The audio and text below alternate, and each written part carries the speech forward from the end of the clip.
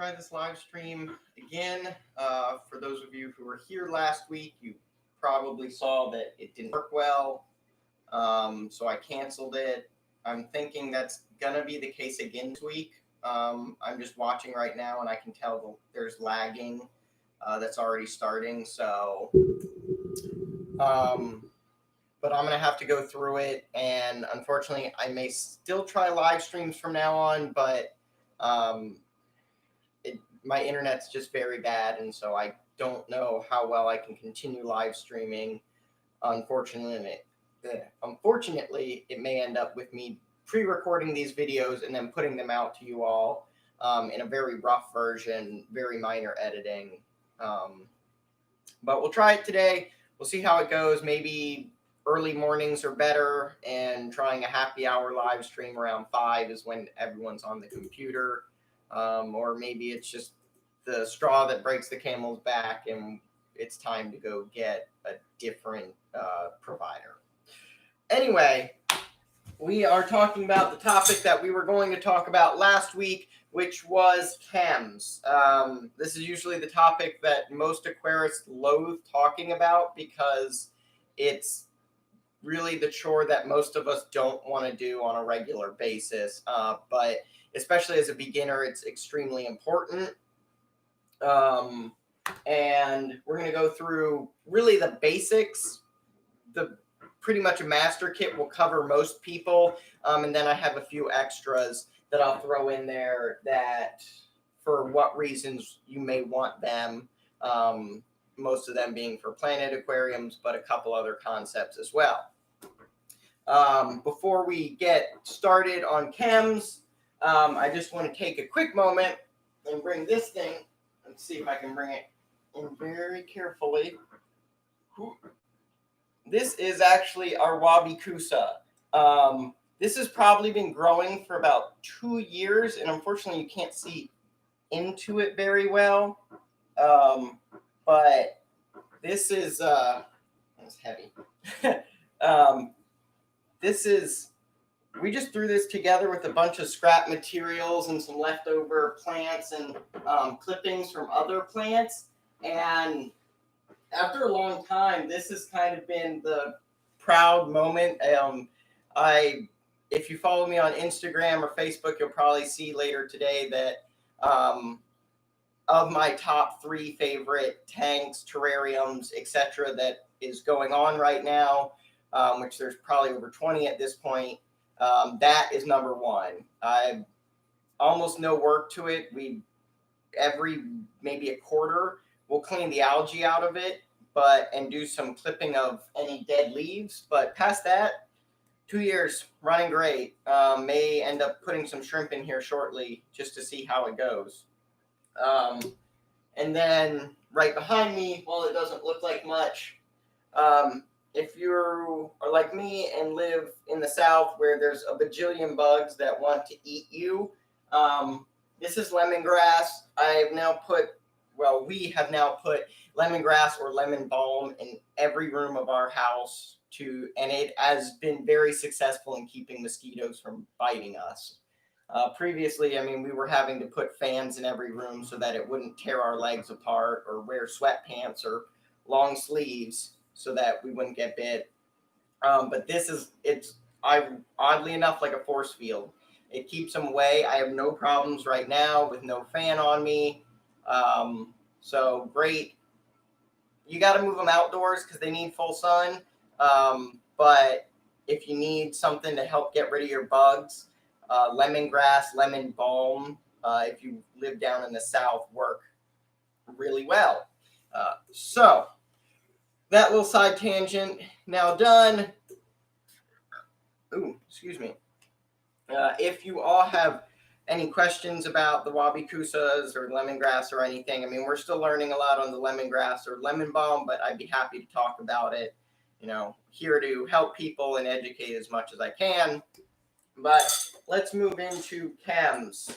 So most aquarists should have this, or the variants that lie inside, which are pH test, high range pH, ammonia, nitrite, and nitrate. So real quick, we'll unpack all that. This test kit made by API, that's a free plug, but this is probably the easiest way to get all of the tools you need. Do I think it's the best test kit? No, God, no, it is far from it. I quite often will question the results I get with this test kit. I would like a very higher end fancy test kit, but they're really expensive, and it's just not that important. But this will get you by, basically. So nice little sheet on the back with all the ranges that you need to know. And then in here, I don't have all of them anymore because I've gone through some of these tests already, but we'll start out. First one, pH. Obviously, the pH is very useful. On this test kit, it runs from 6 to 7.6 before you get into the high range pH. But real simple test. This is a nice, easy one. 3 drops into 5 milliliters of water in a vial. They come with vials that look like this. You fill it up to the line, add 3 drops, and cap it, invert it a couple times, and you get the pH. Now, why that is important? Well, one, it's a good starting point when you first move into a house, apartment, something, and you're setting up a tank. You want to know what range you have to work with. And unless you're doing RO or getting your water from some other weird source like your office or something, tap water is going to be your primary means of water changes, which is extremely important to know.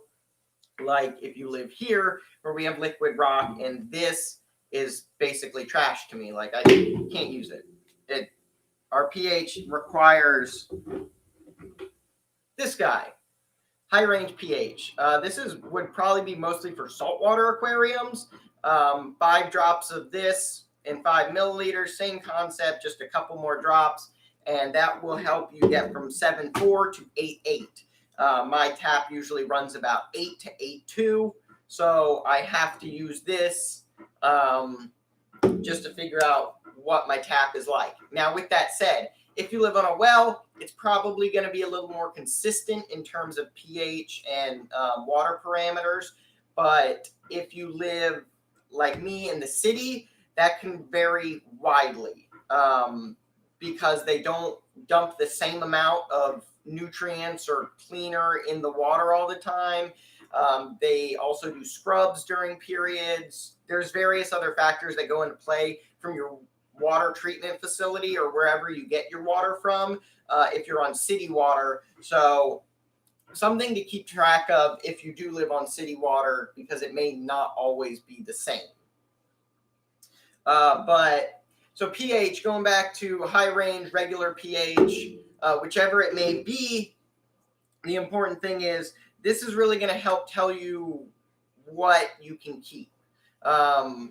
Most things are going to work within this pH range of 6 to 7.6. There aren't too many. I mean, there's always an exception to the rule, but for the most part, that's a good range for a lot of things that come from like the Amazon, very murky, dark, black water type fish you would consider. That's going to do well. And then for most shrimp, that will also do well. So for the higher range, if you are one of the people who are stuck with a very high pH like myself, I'm sorry. It's not the best. It's probably the worst of all the situations you can be in. And I'll elaborate on that in a second. But the higher pH is going to do better for things like live bearers. It's going to do well for things like cichlids. Those are going to be your bread and butter, especially if you're into that breeding. Live bearers do great down here. I can probably pop out 100, 200 guppies every season because of how prolifically they'll breed with the very high pH and hard water we have here. And I can talk about that in 1 second. But so the pH, it's if you are a low pH going to a higher pH, it's a lot easier. And the trick to doing that would be wonder shells. I've never used them. Obviously, here we don't have to. I'd just be wasting my money. But they will help raise your pH if you are looking for a harder water fish, something like a cichlid or guppies, or maybe even a brackish water tank you're trying to set up. Those will help get you where you want to go. Along with that, the higher pH you can get through crushed coral as a substrate. You can either put it on the top, or you can put it underneath and then cap it with something else, or you can put it in your filtration. Any of those are options, but it will very slowly break down. It's calcium carbonate, so it's going to make the water harder by releasing those calcium ions into the water column as the compound breaks apart because of the lower pH. Whole chemistry session we don't need to get into because it's going to bore people and probably confuse some of you. But that, for most fish, that range between 6 and 7.6 is going to work just fine, even for guppies, even for cichlids. But if you're really trying to make a fish happy, getting a pH range they're most comfortable and familiar with is going to help them a lot with longevity in your tank and fighting bacteria and diseases. So moving on from that, we're going to move on to the next test that you will need to do, and that's ammonia. This is ammonia 1. Let me find. Ammonia comes in 2 different flavors. I have the other one. Nowhere. Oh, okay. So that's an ammonia bottle from API. This is the Sarah ammonia. Same concept. Sarah uses this bigger vial. Again, nothing crazy. 6 drops for the Sarah of each of these. This one has 2 bottles with 8 drops. And that'll be the first test you're going to do when setting up an aquarium. For those of you who've already set one up, you know that ammonia is the first waste product of fish waste in the aquarium. So ammonia will be released when they pee or poop, and then eventually you'll get bacteria that will break this down. But before that happens, you need to work on testing this. You'll have to probably, when you first set up a tank, and if you're really fishless or fish cycle, you're going to want to test this daily at best. Every other day might work, but you definitely want to be testing it multiple times a week in your first month to make sure that the ammonia is first being created or showing up and then being converted to nitrite. So this will be the second test you do. And then this one, I would say you will probably more frequently do on a regular basis once your aquarium is established or cycled. So ammonia being the first one, and that shows up when fish pee or poop. And then there's a bacteria that breaks this down to nitrite, so it's not as lethal for fish, but still pretty deadly. In anything I'd say above 1 part per million is going to really start hurting some fish. So then you will need more bacteria to break this down, but that bacteria tends to take a while. The cycle from ammonia to nitrite is pretty quick, usually a couple days, maybe a week, unless you seed the tank, and we'll talk about that later. But otherwise, you're going to end up getting nitrate in maybe 2 to 3 weeks, depending on how much you are adding into the aquarium, what method you're using, things like that will all play a factor. And we can talk about that later on in this video if we have time, or I may save it for another week. But you'll end up with nitrate. Now, this is the test that you're going to have to do all the time. With that said, this is also the test that sucks the most. I can fully say that I do not like the nitrate test in no matter what form, whether it's from Sarah, whether it's the only one I can think that I really like is the Chem version. It can be a little ambiguous because it can be a little hard to read because it's like different shades of pink. So it's not very clear, whereas this one is yellow to red. But once you get to about 40 parts per million, which for some of you hardcore plant people, you're going to be hanging there a lot. It's probably not very ideal. So you may want to look into another option that does clearly display 40 to 80-ish range better, which the Chem variety does do. But there's also some high-end stuff you can get if you're really picky. But you'll end up having to test this regularly. 10 drops of one, then you have to shake this thing for about 30 seconds, then 10 drops of this, and then you have to shake the whole vial for a minute, and it's a process, and I still don't think a minute's right. If there's a test I trust the least, it's this one, quite honestly. One, because I do planted tanks, I'm sitting at 40 a lot, so this doesn't give me a very good reading of where I'm at. Two, I think that if you pay close attention to it, it says shake for a minute. But if you shake for a minute, you will notice that the color gets rapidly darker the longer you shake.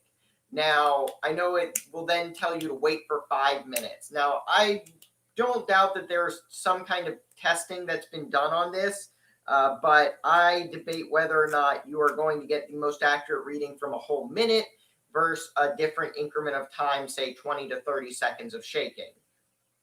In a lot of cases, it didn't make a difference. I'm doing this as a profession. I will just kind of mess around with this test kit on a regular basis just to see what I get. You know, testing it, shake 10 seconds, shake 15 seconds, shake 20 seconds. I've done all of the above a couple times already, and the result has never made a difference. After waiting 5 minutes, it always came out the same color it was going to. So if it makes a difference, I can't fully say, but I've never seen a problem with shaking it only for 10 seconds and then waiting 5 minutes. So that's why I kind of question this test kit. And I would say the master test kit for bang for your buck is probably like $30. It's worth it. But if you have to go get another nitrate test kit down the road, because you should be testing it at least once a month, ideally once a week, then you will probably need to get another one of these before any of the other ones, and you may want to look elsewhere from API. Just my 2 cents. So that basically covers the master test kit. So where you get your pH, so you can figure out what fish you can keep, or if you need to change the pH so that you can figure out what you need to get that pH where you want. Sidebar on that, to lower pH in an aquarium is really a kind of complex process, but basically it goes from fish making waste. That waste will break down the buffers in your tank, calcium, and that type of all of those elements, and that will end up with it slowly over time lowering the pH. And then you would basically just do small top-offs from there. So if you have cherry shrimp like where I live, I very rarely do a water change. One, a big water change will shock a shrimp. Two,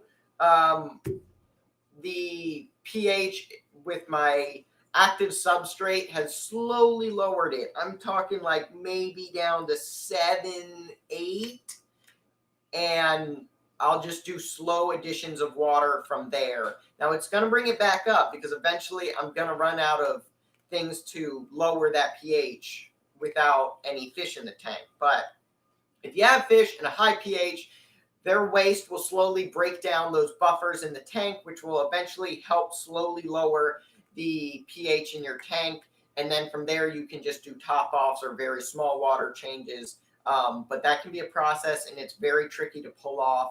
And you have to be very closely watching a lot of different factors. So For me, I try not to do it very much. It's a lot of trying to get a number that you're comfortable with, whereas fish are much more tolerable than we give them credit for.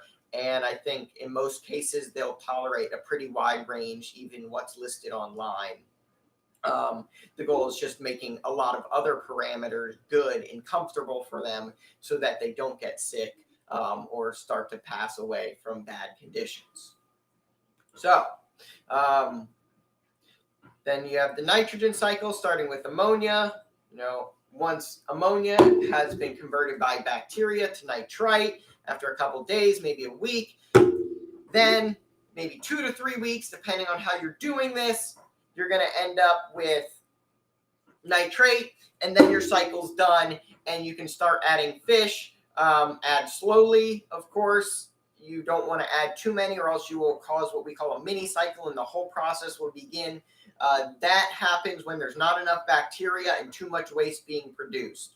That's why you want to add maybe one group of fish, give it a month, then add another group of fish, give it a month. That way the bacteria has the ability to ramp up and prepare itself for larger and larger loads. But if you dump 30 fish into one tank at one time, you're probably going to get a mini cycle because you have a small amount of bacteria to a very large number of fish, and the bacteria can't consume the ammonia fast enough. But from there, once you have that nitrate, you can pretty much do a water change, maybe 25 to 50%, and your tank is good to go, and you're ready to start putting stuff in there. Now, additional test kits that you may want to consider. This is an important one. This, I almost would say, a master test kit needs to add. The GH and KH. Now, a lot of people use TDS meters, but TDS is it's ambiguous. It doesn't give you a very good answer on what you're looking at. The whole picture is not seen, whereas with GH and KH, the general hardness for GH, KH is carbonate hardness. That's that CaCO3, calcium carbonate, that helps buffer water. Very important. Why it's important. One, some things like shrimp do not tolerate very hard water unless you give them the right other conditions. And I say that because my water is liquid rock here, and I still am breeding 5 different strains of neocardenias with success. So it can be done, but you have to make them happy pretty much everywhere else. But the general hardness, it's going to tell you, honestly, I'm pretty bad with remembering these. I know calcium carbonate is really the important one. The KH is what you're going to look at in a lot of cases. But for the most part, you want pretty soft water because it's easy to add minerals to water again to make it harder than it is to take away, which basically requires an RODI unit, which is not cheap, and you're going to be producing a lot of wastewater, and you need somewhere to hold it, and you need somewhere to mount it, and it's a whole process. That's a reason I don't do it. But if you have very hard water, that's an answer you can use to get a wider range of fish if you want something very soft water like a discus. But that GH and KH is very important for certain species like discus, like crystal reds or crystal shrimp cardenias, the scientific name for them. And that will help you figure out if you need to buffer your water, because if you do have very soft water, you should buffer it, at least some TDS. And that's important because you don't want a pH crash. If you start to increase the pH and there is no buffer to counter out the acidity that you're adding in with very soft water, then eventually your pH is going to fall hard. So if you're at 7.6 because you set it that range, but you don't have much buffer solution, and then you do a water change with very soft water, say a pH of 6 and TDS of 0, just for simplicity's sake, and you add that 6.0 water to 7.6 with no buffer, that water is probably going to go from 7.6 to somewhere around 6.6 really fast, and that can be a huge shock for almost any fish. So that's why buffer is important, is that you are not raising or lowering that pH too rapidly to shock a fish and end up killing them. And it won't just do fish. It can hurt the plants too. Now, they're much more tolerable, but it still can end up with the plants melting back some because of this pH shock, which can lead to various other issues. So I would say the additional test kit that you almost have to get is a GHKH test kit. They're pretty simple. It's basically a titration. You have 5 milliliters of water. You add 1 drop of this, invert, add 1 drop. You are basically waiting for a color change. If you're good enough and you can get that sweet spot where it's in between the 2 colors, I think one is like yellow to blue and one is orange to green, I think are the 2 combos. Let's see here. This tells you how often I do this. And the only reason I say that is because it kind of doesn't matter for me because my KH is so high. In GH and KH, they talk a range of either ppm, which is the common tongue for most aquarists, or degrees. I like degrees, and if we're talking degrees, both of mine lie somewhere in the 20-ish range. So for people who are listening and know what that means, that's basically cichlids, live bearers, and saltwater fish. Everything below that should not live based on the API instructions. Another note.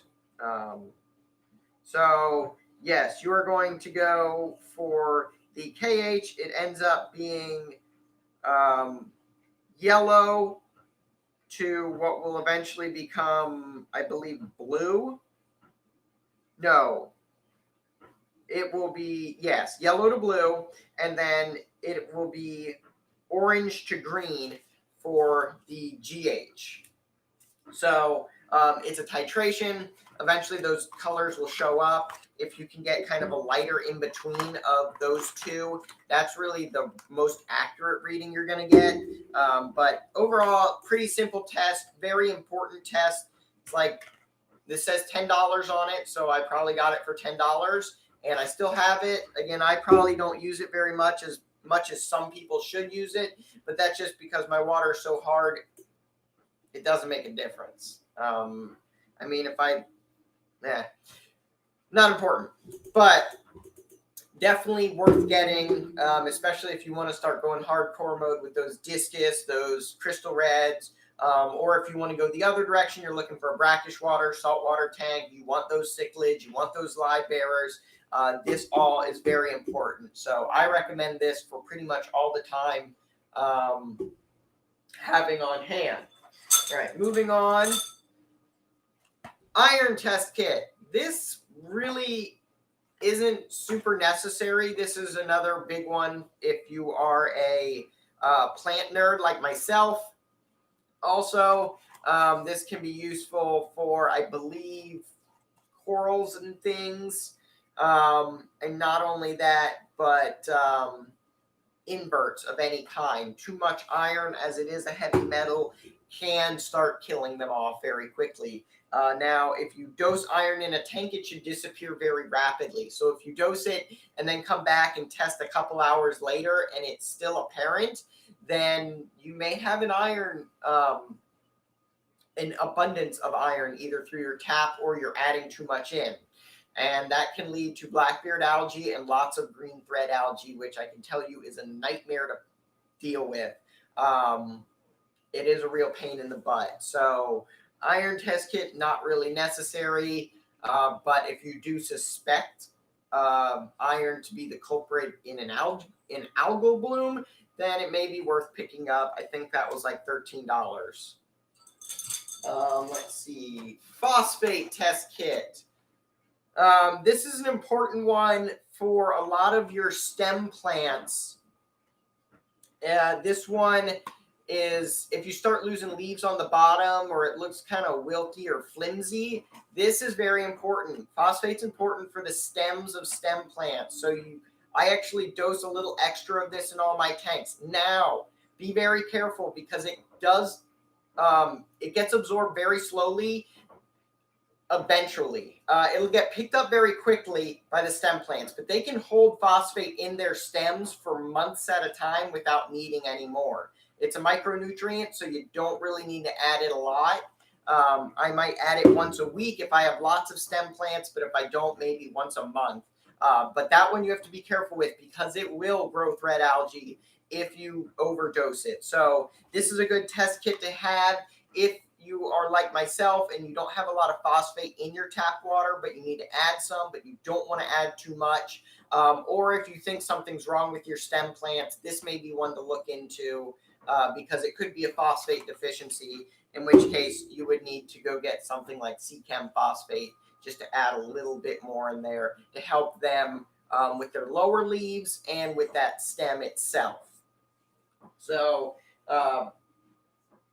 and other than that, all I have is just, various samplers here. One thing I would recommend is like a pro tip, get yourself a syringe. You can pull water out of the tank and then just syringe it right in to your vials. I find it much easier and much less hassle than, overfilling and then having to like flick the water out. If you're not very good at it, you'll probably flick too much out, then you got to add more in, and it can be a process. All right. How about if you have well water? Should you be checking for iron?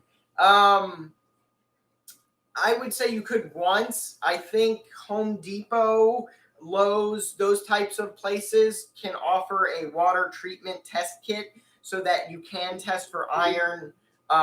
They'll do it for free, and that can give you a baseline. Now, with that said, if you have well water that you suspect goes through fluctuations, and this can happen for a variety of reasons, especially if you have like a rainy season and a dry season, your well water may be different one between the other, just because of how much water is in there. So you may want to test it maybe a couple times a year. So if you do suspect iron to be a big culprit on well water, I would say you could invest in a test kit. But if you really are just like, I want to know what kind of my iron or all of my parameters are, I believe Home Depot and Lowe's can give you a whole free workup of your tap water if you just go get their little test kit they have, fill out a sample vial, put it in, fill out, I think on a piece of paper envelope or something, what you want tested and mail it out, or drop it off at the store, and they will get you your results so that you know kind of more of a broad spectrum. And you can get more than iron. You can also get, phosphate. You can get a bunch of the micronutrients tested in that method, just to get a better baseline. It is a very good method to use, especially if you are just moving to a new home and want to get kind of the full table of contents glossary of your water parameters, whatever you want to call it.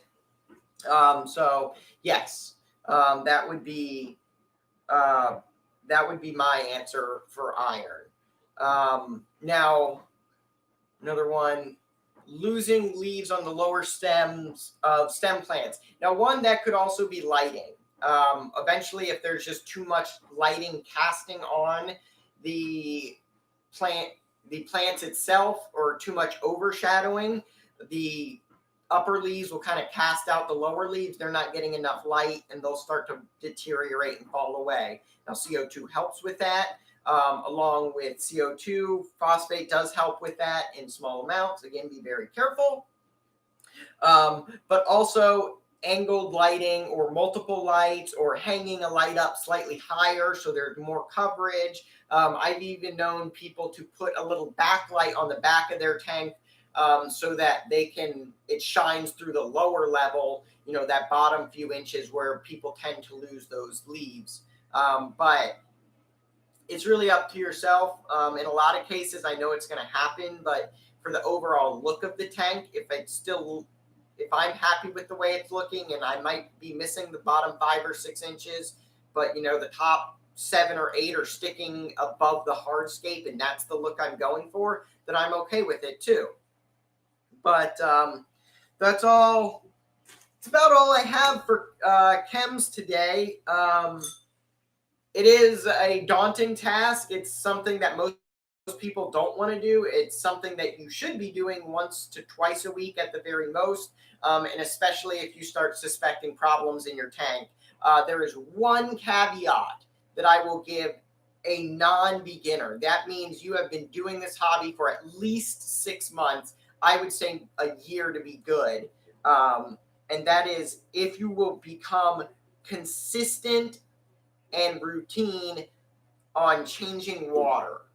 So if you have been doing this hobby for 6 months to a year, I would say you are safe to go to the always water change method, which is oftentimes, not always, my go-to. And that basically means if I think something's wrong in that tank that is not plant related, just like general fish care related, I will just do a water change. I'm not going to test the chems because I already suspect something's wrong. So the end result will always be just do a water change. And if you are like-minded like me and believe that is the best and easiest method to go for you, and you just hate testing chems like I do, then by all means do that. But if you are a plant person, then you may still have to keep doing these regular tests, especially to know at least where your nitrates are is the important one. And then GH, KH, if you are one of those people with soft water and you are buffering with something else, you just want to make sure your buffer isn't running out. If you have wonder shells or crushed coral, it's pretty clear because it'll start to disappear and you will have less and less of it, and you'll know you need to add more in. But otherwise, that's about all I got, everyone. So this live stream actually worked with no disconnect, so I'm going to keep trying to do this either Saturday or Sunday morning. I'm hoping from now on I will be setting a broadcast out before a few days beforehand so you all can set a reminder just to make sure that you know when the live stream is if you are interested in following along with these. Next week's we'll be talking about meds. I'm actually getting some meds in the mail here in the next few days, so we have more to talk about. And then we're going to talk real in depth about how to diagnose it, what you can and can't do. And then we might even go into quarantine tanks in that same video if we have time. So again, that'll probably be next Saturday or Sunday, early in the morning seems to be the best time for internet connection. So if you like this video, give me a thumbs up. If you're not subscribed, a subscribe always helps me out a lot. Or you can share this video with other people if you know people who are starting a fish tank or thinking about one. This whole live stream saga that I've been doing right now is a great way to get your feet wet and prepare yourself for what's coming down and what you need to know, what you need to have to be very successful and not deal with a lot of heartache right off the bat, because nothing's more discouraging and will get you out of the hobby quicker than a bunch of dead fish very early on and a bunch of what you feel like is wasted money. So I'm hoping these videos can help with that. So if you have people that you think it would help, a share may make all the difference in the world for them and keep one more person in this hobby. If you have any other questions about this video or anything else, please feel free to leave a comment down below. I will be happy to get back to you all with any questions or comments you may have. And last, I will be working this afternoon to try and piece together a very short but hopefully pretty simple fish room tour of all of the fish tanks, how they are doing right now, what they look like. It probably will not have much of me talking, and it'll just be kind of moving from one tank to another with some background music. Pretty simple for me to put together, but hopefully you all can enjoy, and it will help you and me see the progress in the fish room. If you're not, you can always follow me on Instagram, Facebook, Twitter, which I just started the other day. We'll see where that goes. And follow me on those social media aspects as well to get more regular photos, videos, and things like that. I do post more often there. It's just a little bit easier and less tedious in the process. So if you want more regular content of what I'm doing and how my fish room's doing and terrariums, things like that, go there. But otherwise, that's all I got. So I hope you all have a great day. Enjoy the rest of your weekend, and I will hopefully see you all next week. Take care.